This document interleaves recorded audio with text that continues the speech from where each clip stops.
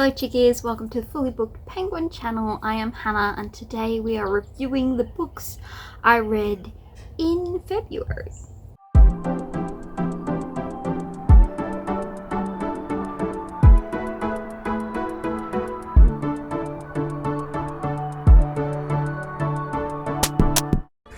So today I'm going to yap to you all about February's reads. There were a total of 9 books, 4 of which are manga volumes. We're going to be pretty relaxed with our reviews today because we're just going to sit out here. The lighting is good because I'm outdoors, but the audio may be off because I'm outdoors, but I don't feel like doing it indoors by sitting on the floor and hurting my back. Because once you get to my age, ripe old age of almost 30, the floor isn't as attractive as it once was. Because in your 20s, the floor is where it's at. It's great. 30s, not so much. We're actually going to start off with a pretty good read for the month, and that is A Match of Misfortune by Jess Heileman. Heileman? Oh, you can't say that. So in this we are following Nash and Cecily.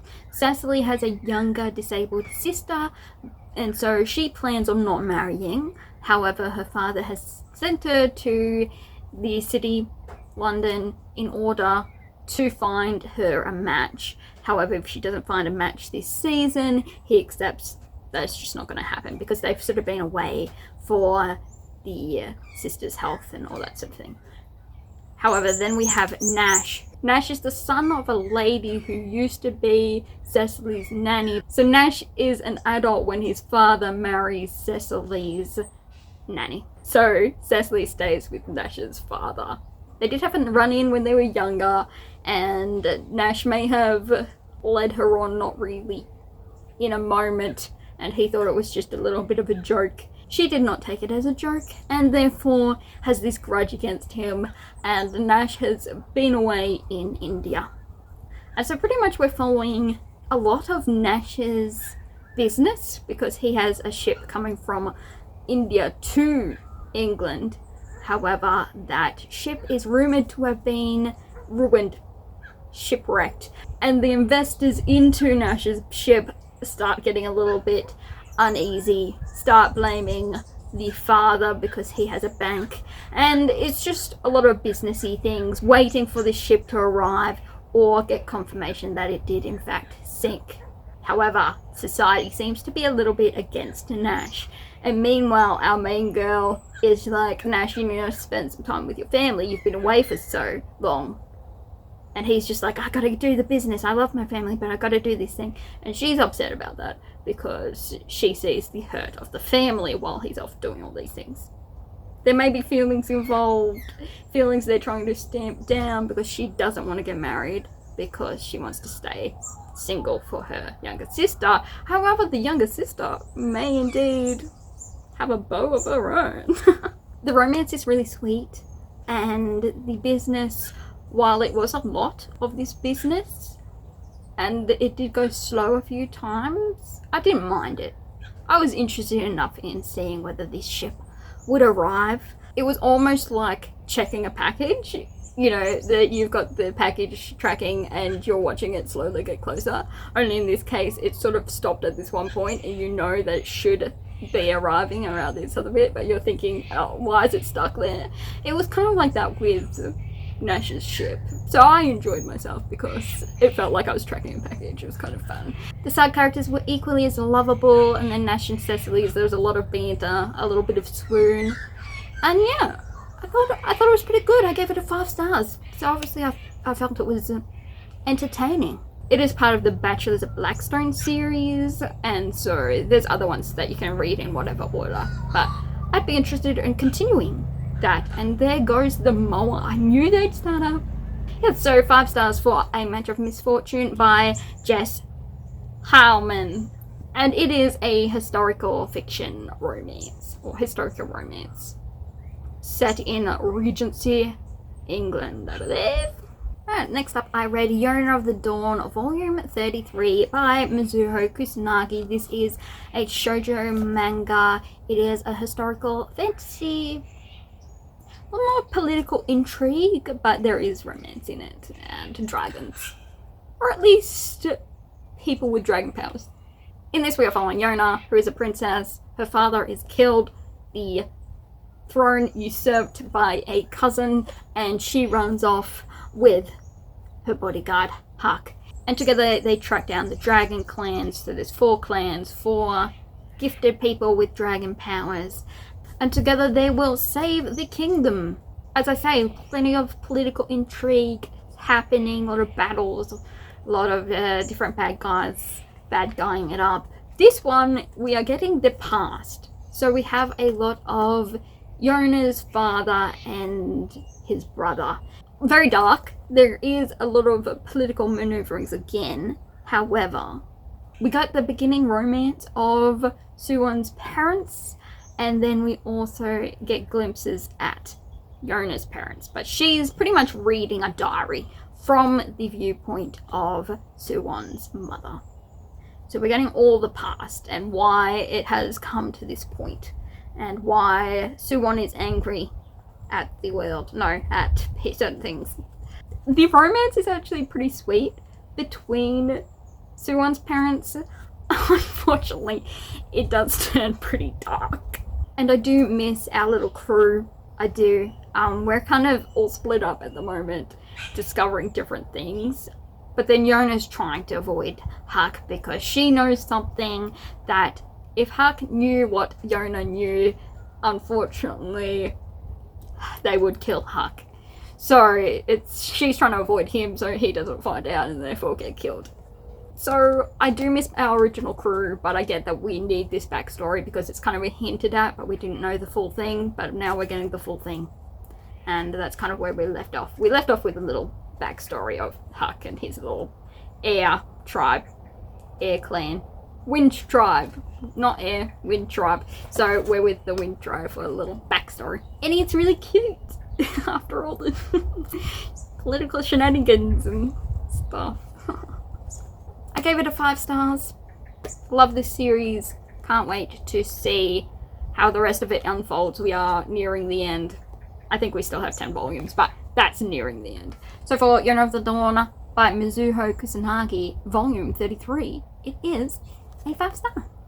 Alright, next up we have the 3 volumes of Skip Beat. I read volumes 25 to 27, and the series is by Yoshiki Nakamura.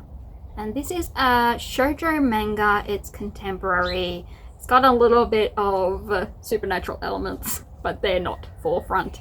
And yeah, it's following Kyoko, who becomes an actress after a betrayal by a childhood friend. She seeks revenge. However, as she proceeds through the actress career, she is discovered to be a natural at it. And so really we're following the different roles that she has in the acting world. And we also follow Suruga Ren, who is an actor. And he might have ties to Kyoko in her childhood, but they haven't seen each other, and Kyoko is barely recognizable, and Ren even more so. So it's kind of fun. It's humorous, it's cute, it's inspiring because of all the roles she takes on, and it's just cool. Let's go through the volumes. In volume 25, we are continuing our Valentine's Day plot, and it has some jealousy in it. I'm a sucker for a bit of jealousy. Not toxic jealousy, just the the slight jealousy that makes you know that they care. And in saying that, Ren does it right because he's gentlemanly and nice about it, and I don't appreciate the jealousy of a certain someone else, though, because he's ungentlemanly and just no. However, the volume does bring Valentine's Day arc to a close. We get some cute moments between Ren and Kyoko, and we wrap that up. But that brings us to the next arc, which is volume 26. And we've kind of been away from the Love Me section for a bit. We are back, we have a new member, and the president is sorely disappointed by the members of the Love Me section, because when he asks about Valentine's Day, they all say it was horrible. They may have acted very anti-Valentine's Day. So he decides to assign them different tasks as punishment or as a learning curve for the crew, the 3 members now. Now this new role that Kyoko takes on is very strange. It's a bit weird. You have to kind of just ignore a certain quality of her new role because it's strange. It wouldn't be one you want to introduce people to this fandom via. So Kyoko gets a very flash makeover. She does look very cool. She rocks the look. And I love how Ren is such a sucker for Kyoko. They're having a role together and he's so enamored. He's such a cutie. I just love the president scheming and his little chibi looks and everything, his reactions to everything is hilarious. And then you have Ren and Kyoko deepening their friendship and relationship through a new role. Forced proximity. I'll just say that, it's forced proximity. Then we get to volume 27, which continues on with this tale. As I was saying, this plot is more mature, so it's not your light-hearted shoujo anymore. And I have noticed with this series that, I mean, it's spread over so many years, like releasing, so people who joined in volume 1 are going to be older by now, so it kind of makes sense that the series is maturing, not to horrible levels, but it is, yes, more mature, more steamy, more swoony, let's put it that way. Again, no explicit stuff, but so we're following their new roles. They're in the zone, or are they? While they pretend to be in character, they spend most of it out of character, but the other person thinks that they're in character, so they're like, oh, my acting is terrible, I need to get in the role because the other person is in theirs, and neither of them are. They're just being themselves in their trying to cover their true feelings way. So we're mid that one, but then we also skip out for a little bit because they have to continue on with their other day jobs. And I think we're going to more Ren backstory, or at least healing era for our Ren with the help of Kyoko. Also, we end on a bit of a cliffhanger, so you want your other volume close on hand. I unfortunately am very loyal to my TBR list, and if I haven't finished my TBR, I cannot choose, I can't mood read, so therefore I haven't continued on yet, but it did leave on a cliffhanger and I was mad that it did. My friend was here visiting and I was just like, it ended on a cliffhanger, the other one did too, and I was like, what am I meant to do? She's like, oh, you could just not. I'm like, no. I like to torture myself. A toxic trait, I find. Let's just say 5 stars. It might be a 4.5 stars for this one. It's a 5-star series, so 5 stars for Skip Beat by Yoshiki Nakamura, a shoujo manga, volumes 25 to 27. Okay, we are halfway through. I have 50 minutes to wrap this up in, and 4 books. I should be fine. Okay, it seems I've failed myself when it comes to the next book, and that is Lout of Count's Family by Ryeo-han. This is novel number 4. And it seems I failed myself because my notes on Goodreads are so unhelpful. However, since this is a favourite series, we'll have a quick chit chat about it. So in this we are following Kale. He is a real world person possessing Kale, because Kale was a lout, a complete drunkard, party goer, mess creator, and then our bloke possesses Kale, and he's like, I don't want to get bashed up by the main guy, the main character, so let's change our fate. Also, I still want to be lazy, so let's create ourselves like a really nice nest egg, and that way when war arrives, I can live in luxury. However, along the way, he collects these allies, the dragon being one of them, and they all fall in love with him because he is actually, in his selfishness, he's actually helping a lot of people. As he sets up his little nest egg, he's also setting up everyone else for success and strength and just taking over the world, i.e. their goal of protecting Kale Henitus, because he's a weak little human and they gotta protect him. In this one, we are following Kale as they bump into a new dragon and some certain revelations take place. However, in this one, it's a lot of Kale going around healing people or helping people out, setting them up. He is in setup zone. He's got a plan and he needs to set everything in place so that the terrorist group, ARM, it's called ARM, don't, end up destroying the planet and the kingdoms. And also he discovers that ARM is in leagues with another kingdom. So we have a tiger tribe, we have the whale tribe, we have some priests turn not priests, we have dragon, we have a whole crew. Pretty much he brings everyone together. So while Kale keeps saying that he's gonna go on holiday, his holidays keep getting interrupted because he has to go off and help someone out. So he can't catch a break. He's like, after this I'm gonna go relax until next bloody blah. And just every time he gets interrupted, he can't get away. But it's fun. It keeps the ball rolling. There's never a dull moment. So of course it's a 5-star. I realize everything has been a 5-star so far. But it's my favorite. I love it. You all know it. And it makes for a fun read, seeing all of Kale's antics. So yes, I'm excited to get into the next volume. Just keep it coming. I love it. No matter how many volumes there are, there will never be enough. So 5 stars for That of Count's Family by Ryeo-han, novel number 4. This is one of my favourite covers of the series as well. Alright, next up we have Beyond the Filigree Wall by Melissa Wright, and this is a historical fantasy. I believe it's just in a made-up world. Honestly, it was a little confusing. I thought when I began this book that it was about a girl and a guy who stole her identity, and that the other guy was a fae. That is not the case. This story was nothing like I was prepared for. Turns out I was completely wrong. Okay, so our main character is Etta.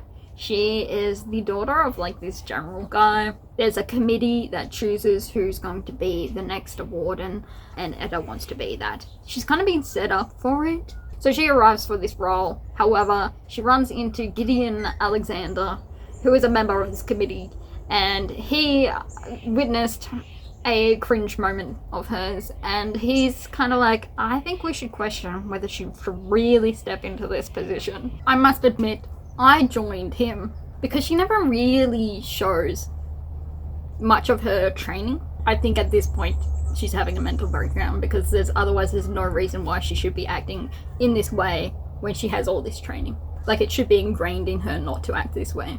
Anyway, she has this prideful snappiness to her, which doesn't do well in winning her the role, but then she goes to get this portrait and she runs into a fae, which everyone denies there is fae, even though there's evidence there is fae. And you can get in trouble for colluding with the fae, even though they say the fae aren't real. So I was confused by that aspect, because the whole thing is that she can't say there's fae because no one believes her. But at the same time, there's this thing that if you collude or you work with the fae, you get in trouble. And I'm like, well, you can't have both. And so either I got something mixed up or it was a little confusing.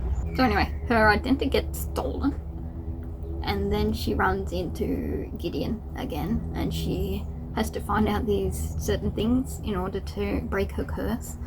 But he doesn't know she's her, of course, because her face has been stolen. And then she get along, but then he finds out she's working with the fae, and honestly, I'm a little confused. They're being classed as traitors, but I don't know whether there was another kingdom that is fae, but they didn't want to say a fae, and so whoever works with this fae not fae kingdom is considered a traitor, or whether there was technically a whole other country aside from the fae one. Anyway, very confusing. Because it's such a short book, it's only 200 and something pages, I feel like it was too squashed. And the romance, while it had its moments, it was just felt a little squished too. I felt she had more chemistry with Nicholas, or whatever, who I believe is in the next book, at the start of the book than she ever did with Gideon. It was enjoyable. After she got over her pridefulness, it was enjoyable, but it was just confusing to me. As I say, maybe I'm dumb. I can pick things in other series, I'm on top of it. But in this one, it was a big question mark the whole time. But for a light read, quick read, it was entertaining outside of the confusing bits with the political stuff going on. But yeah, the pesky fae and all that was intriguing enough, so I gave it a 3.5. Yeah, they just had a few points where I'm like, what?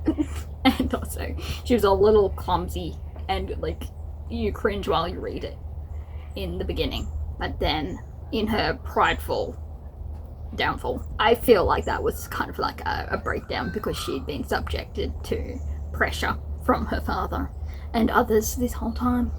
So, yeah, a 3.5 for Beyond the Filigree Well by Melissa Wright. I apologise as my energy slowly depletes, but we only have 2 more books to go and one of them doesn't need tons of reviewing. You'll find out in a second. Our next book is The Librarian Spy by Madeline Martin, and this is a World War II historical fiction. In this we are following 2 women. One is a woman who joins the resistance in France, and then the other is an American librarian who goes to Portugal to take pictures of newspaper clippings in Portugal and then send it home to America. And of course the newspapers have hidden messages in them. They meet at the very end, but they never actually sort of cross paths until then. They have one brief interaction at another point, but it's through the coded messages. Otherwise, they're pretty much separate stories. So the French lady, she is originally just a housewife to this bloke. They're rather well off. However, the husband says, don't, say anything about resistance stuff. However, he goes missing and she discovers that he, in fact, was in the resistance. He just was trying to keep her safe. However, she joins the resistance after his disappearance. Excuse the airplane. And then it's pretty much her process of delivering these little things with other women in the resistance and eventually making these newspapers with these codes. And it's very sad, and a lot of them hiding from the Germans who have taken over France at that point, and just the news from different war camps and how people were captured and taken in for resisting.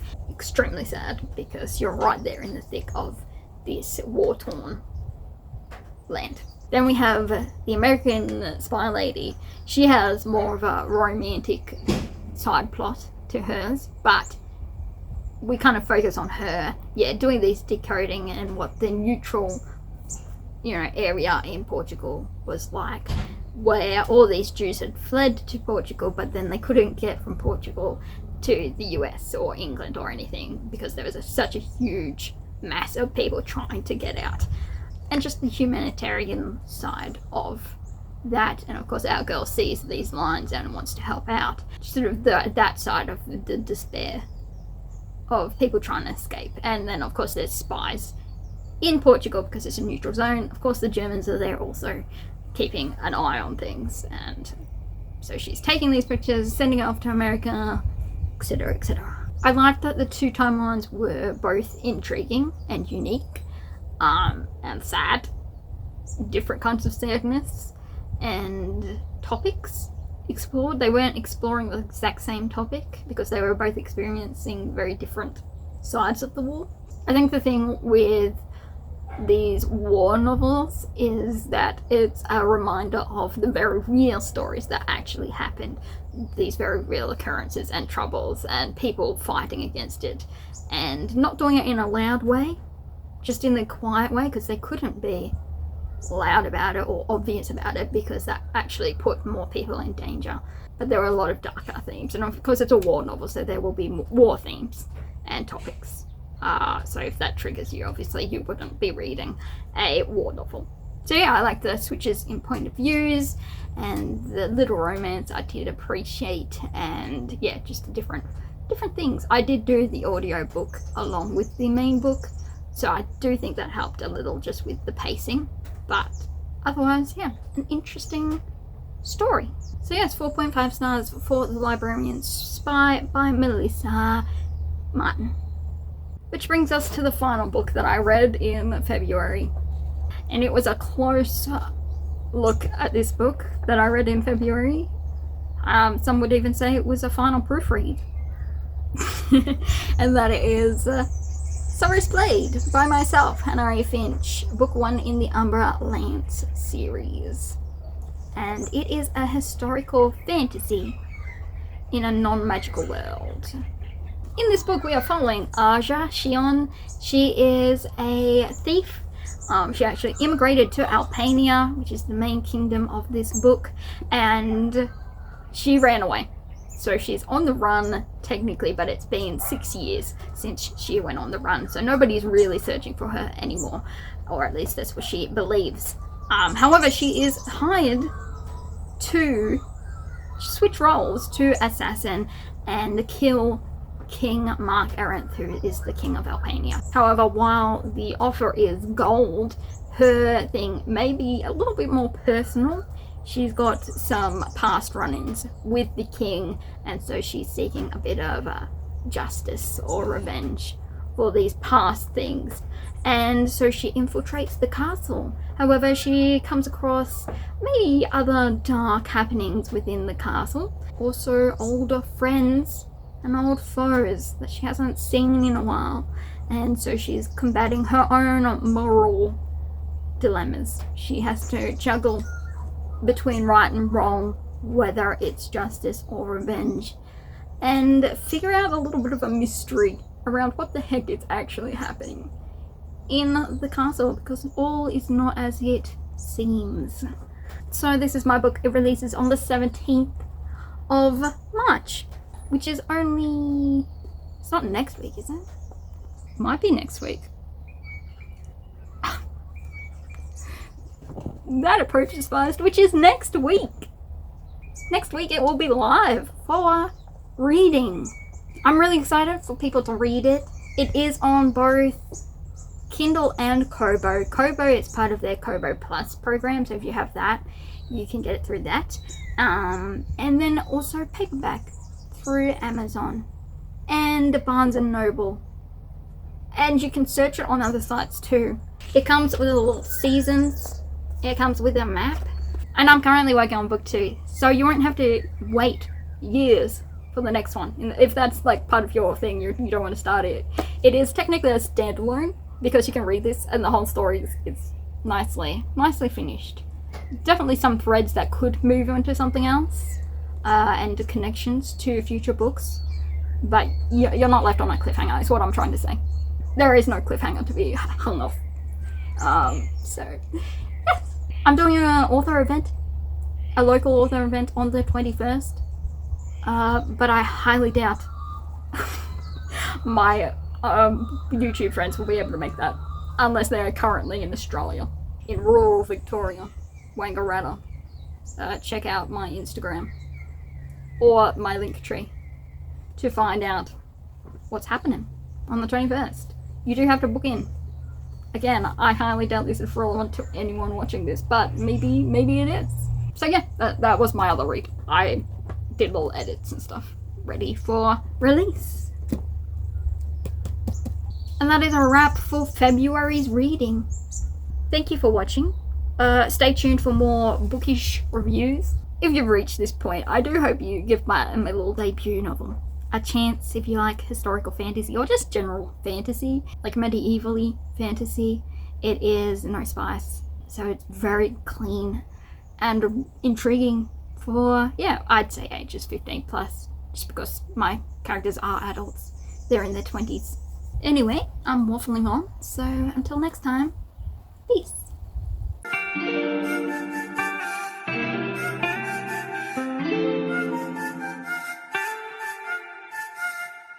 126